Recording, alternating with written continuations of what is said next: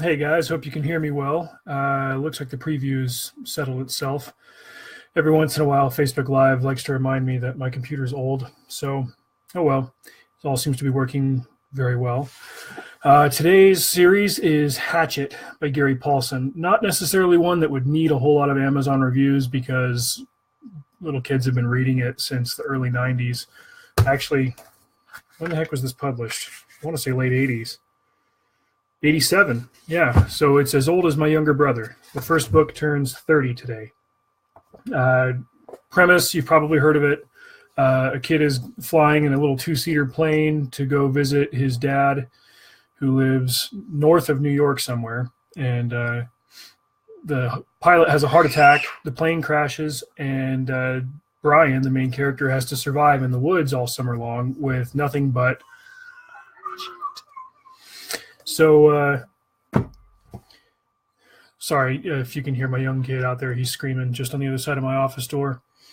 Plenty of survivalist stuff in there. Gary Paulsen himself liked to go live out in the woods, for random lengths of time back when his health permitted. He's since then retired to San Diego because he's got a heart condition and he can't handle the cold.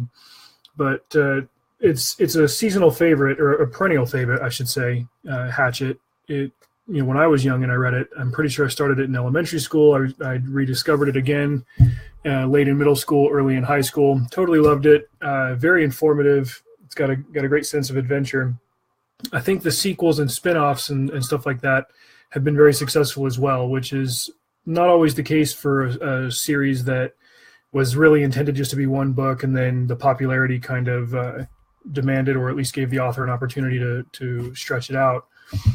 Each one of these installments has been really well done because Gary Paul knows.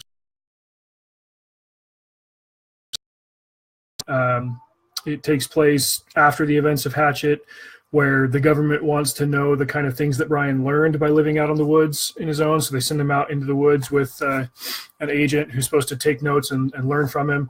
And they're there for like a couple of days before the dude gets struck by lightning, and Brian has to learn how to make a raft and take him to an outpost and save him. The one that really rekindled my love for this series, though, and I'm sure you've heard me mention it over and over, is Brian's Winter. In 1998, Thanksgiving weekend, we had family in town and everything, and I was, we set up our Christmas decorations, and then, Mom is usually in the kitchen doing all the food and stuff. I was 14, and I found that book lying around the house. What's interesting is it says here on the back that this Scholastic edition is only available for distribution through the school market. So back before Amazon and buying online became a huge thing, there were certain things that you could only get through the school book catalog, if you remember those. I'm not sure if they still do them. So it was kind of exclusive just to be able to get it at the time. I'm sure now you can just go on Amazon and grab one. But it's an alternate ending to Hatchet, where Brian wasn't rescued at the end of the summer, and instead he has to build on what he learned and go on and survive into winter. All in all, it's about 130 pages, but it's one of my favorite books, and because it's such a short and quick read, I read it pretty much every year. I think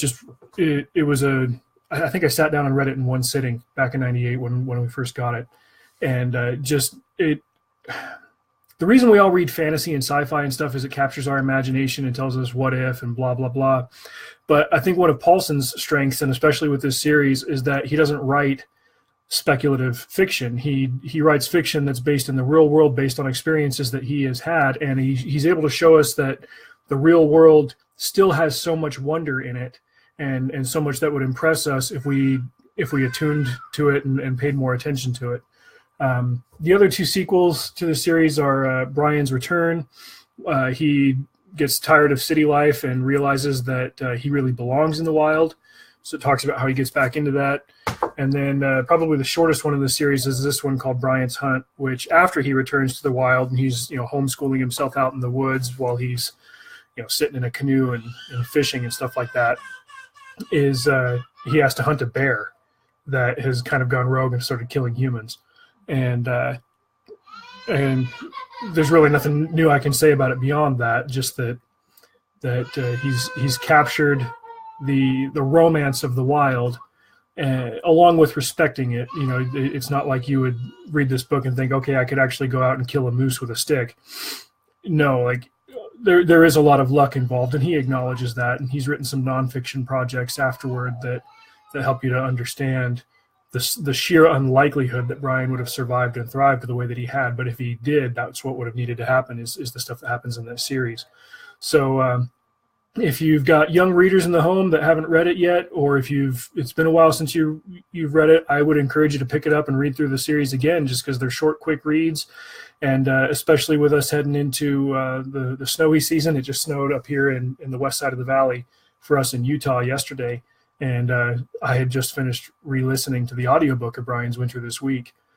Pick it up, get in the mood, and enjoy a good read. We'll talk to you again in a couple of days when I figure out what we're going to talk about next. Have a good day.